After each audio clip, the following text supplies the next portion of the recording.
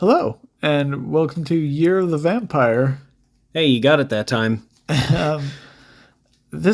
Today we watched the last Voyage of the Demeter. Yeah.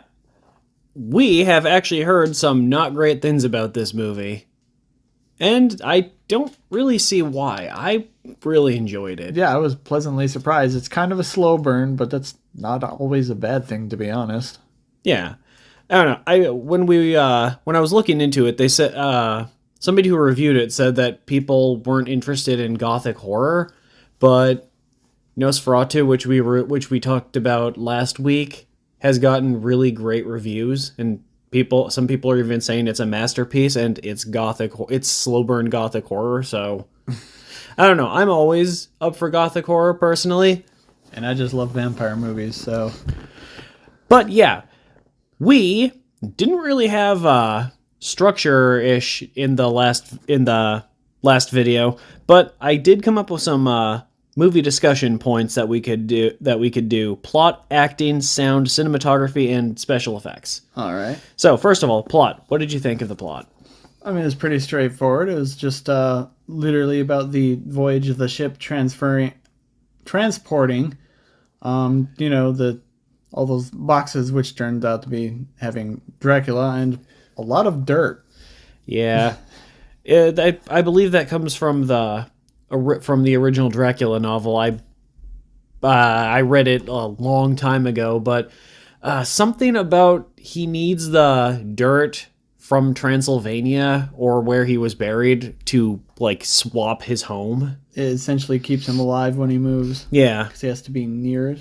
Yeah, I haven't read the book for 8-9 years, so I'm just going off what I can remember of that. But yeah, I thought the plot was interesting. I thought the small cast was actually pretty good for the movie. Yeah. And I really like stories that take place at sea as well. Yeah, you don't get too many nautical horrors out there, and well, at least not in this day and age, you don't. It definitely didn't seem like some, I forgot what you call it, some what? You know what? Let's just move on. Acting. What did you think of the actors in the movie? It was good. Yeah, I think all the actors did really well. I thought the kid did well. Then they killed the kid off. The second installment of this series this year, and both movies have had children dying on screen. Yeah, that's bold. I mean, it is bold. I can understand how some people might dislike it.